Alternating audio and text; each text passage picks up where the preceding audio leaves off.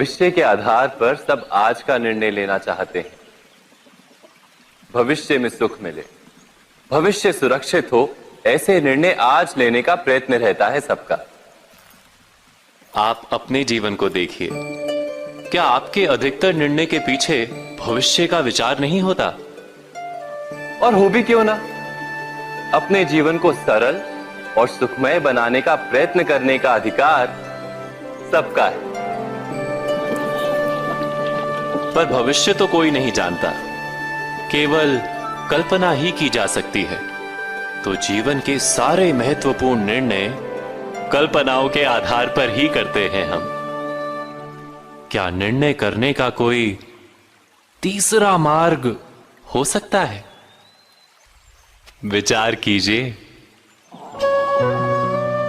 सारे सुखों का आधार धर्म है और वो धर्म मनुष्य के हृदय में बसता है। तो प्रत्येक निर्णय से पूर्व स्वयं अपने हृदय से ये प्रश्न अवश्य पूछ लेना कि ये निर्णय स्वार्थ से जन्मा है या धर्म से। क्या इतना पर्याप्त नहीं? भविष्य के बदले धर्म का विचार करने से क्या भविष्य अधिक सुखपूर्ण नहीं होगा? स्वयं विचार कीजिए। व्यक्ति को जब उसके अपराध का दंड मिलता है तब कभी कभी उस न्याय को देखकर मन कचोटता है। प्रश्न उठता है हृदय में कि जब वो अपराध हुआ था तब व्यक्ति भिन्न था। उसके पश्चात उसने इतने पश्चाताप किए, स्वयं में इतना परिवर्तन किया, फिर उसे दंड क्यों मिले? पर जहां आघात होता है वहां प्रत्याघात भी होता है। जैसा कर्म वैसा फल। यदि किसी को प्रेम दोगे तो सुख प्राप्त होगा, यदि किसी की हत्या करोगे तो मृत्यु दंड मिलेगा। जैसा कार्य वैसा ही न्याय। तो फिर प्रायश्चित और पश्चाताप का कोई मूल्य नहीं है? अवश्य है मूल्य। प्रायश्चित और पश्चाताप मनुष्य की आत्मा को बलवान करता है। आने वाले दंड को स्वीकार करने के लिए मनुष्य को तैयार करता है। अर्थात बिना प्रायश्चित के दंड स्वीकार करने का कोई मूल्य है? स्वयं विचार कीजिए।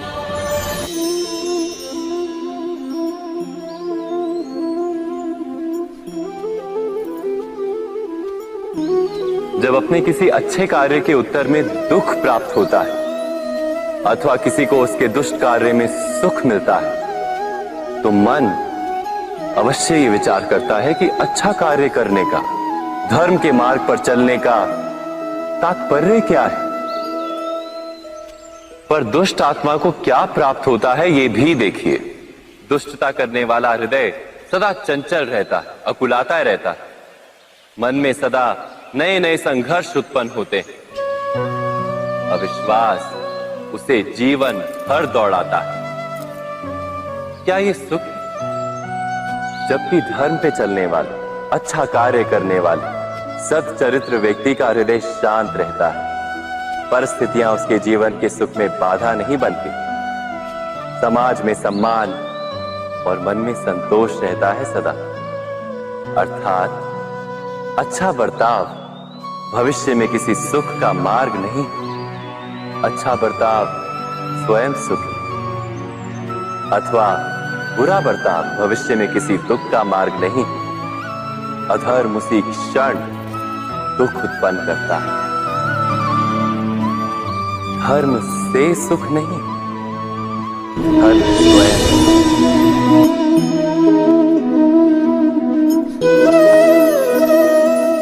सत्ता की लालसा सबके हृदय को घेरे रहती है।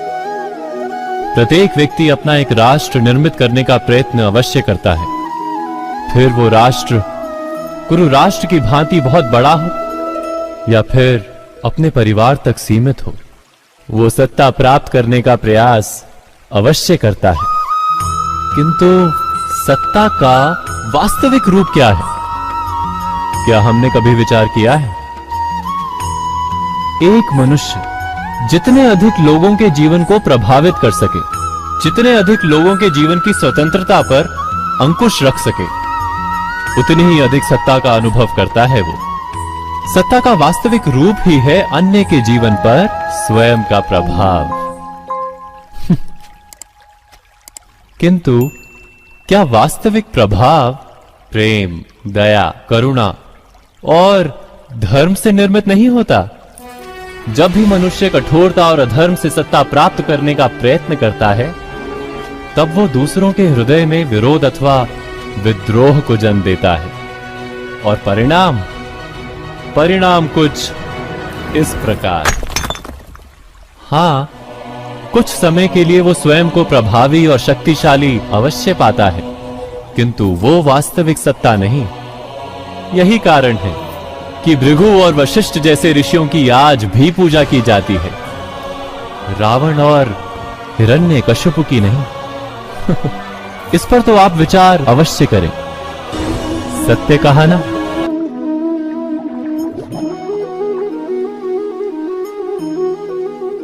इस संसार में आने वाला प्रत्येक बालक संपूर्णतः संस्कार रहित होता है। उसके अंतर पर ना किसी अच्छे संस्कार के चिन्ह अंकित होते हैं, ना ही बुरे संस्कार के। अर्थात जन्म से बालक में ना कोई गुण होता है और ना ही कोई दोष। तो ये दोष अथवा गुण किस प्रकार प्राप्त होते हैं? क्या हमने कभी विचार किया है? जो बात माता पिता के मुख से निरंतर सुनी जाती है, वही बात उनकी संतानों के हृदय का संस्कार बनती है। जैसे किसी गांव में नदी तट तक एक पगडंडी बन जाती है केवल उस मार्ग पर बार बार चलने के कारण। अर्थात माता पिता के हृदय की इच्छाएं उनकी संतानों के हृदय का दोष अथवा गुण बनकर जन्म लेती हैं। क्या ये सत्य नहीं? पर फिर भी जब उनकी संतानों में कोई दोष दिखाई देता है, तो माता पिता आश्चर्य और दुख से भर जाते हैं। माता पिता का हृदय ये प्रश्न करता है कि उनकी संतानों में ये कुसंस्कार आए कहां से? सत्य तो यही है कि माता पिता अपनी संतानों को अनजाने में ही कुसंस्कार के बीज दे देते हैं, जो उनके संतानों की हृदय भूमि पर कुसंस्कार का वृक्ष बनकर उगता है। अर्थात अपनी संतानों को सुसंस्कारी और धर्ममय बनाने की आशा रखने वाले प्रत्येक माता पिता को प्रथम अपने हृदय की इच्छाओं पर अंकुश रखना क्या अनिवार्य नहीं?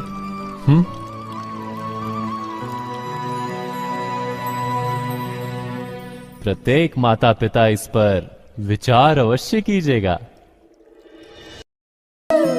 परंपरा में धर्म बसता है और परंपराएं ही धर्म को संभालने का कार्य करती हैं, ये सत्य है।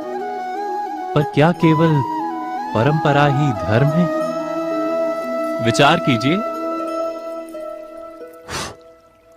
सत्य तो यह है कि जिस प्रकार पाषाण में शिल्प होता है, उसी प्रकार परंपरा में धर्म होता है। इस पत्थर में शिल्प है, ये पत्थर शिल्प नहीं। शिल्प को उजागर करने के लिए उसे तोड़ना पड़ता है, अनावश्यक भागों को दूर करना पड़ता है। ठीक उसी प्रकार परंपराओं में धर्म ढूंढना पड़ता है। जिस प्रकार इंद्र पूजा की परंपरा को तोड़कर गोवर्धन पूजा का धर्म ना ढूंढा जाता, तो यादवों को उनकी मुक्ति का मार्ग नहीं मिल पाता। अर्थात परंपरा को पूर्णता छोड़ देने वाला धर्म से वंचित रह जाता है, और परंपरा का अंध अनुकरण करने वाला भी धर्म को प्राप्त नहीं कर पाता। कहते हैं हंस के पास नीर क्षीर विवेक होता है। दूध में मिले पानी को छोड़कर केवल दूध ही ग्रहण करता है। तो क्या सच्चा धर्म प्राप्त करने के लिए हृदय में ज्ञान से जन्मा विवेक आवश्यक है? और ऐसे विवेक के बिना जिसे धर्म मान भी लिया जाए, जो वास्तव में धर्म ना भी हो, ऐसा भी तो हो सकता है। स्वयं विचार कीजिएगा। किसी व्यक्ति के आपके पास आने के 3 मुख्य कारण होते हैं: भाव, अभाव और प्रभाव। यदि कोई आपके पास प्रेम भाव से आए तो उसे प्रेम दे, सम्मान दे। यदि कोई आपके पास अभाव में आए तो उसकी आवश्यकता समझे और जितना हो सके स्वयं से उसकी सहायता करें। और यदि कोई आपके पास प्रभाव के कारण आए तो भी उसे समुचित सम्मान रखिएगा। दीपक का स्मरण व्यक्ति केवल तभी करता है जब अंधकार गहरा हो जाता है। उसे स्वार्थी मानकर स्वयं व्याकुल ना हो, स्वयं को दीपक मानकर आनंदित होइए।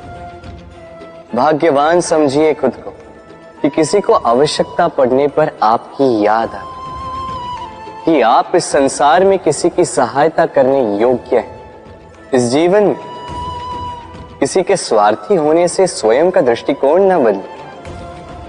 बस ये दृष्टि रखिए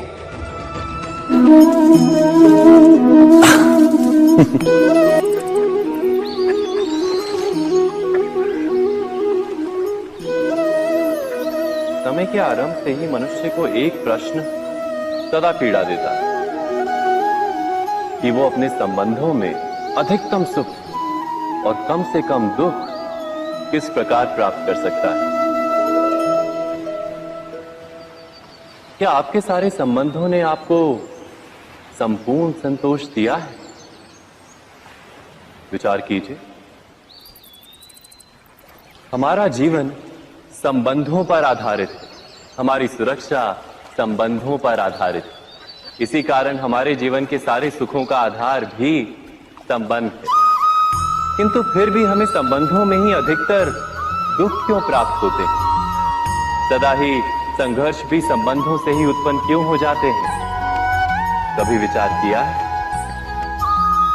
जब कोई व्यक्ति किसी अन्य व्यक्ति के विचार अथवा कार्य को स्वीकार नहीं करता, उसमें परिवर्तन करने का प्रयत्न करता है, तो संघर्ष जन्म लेता है।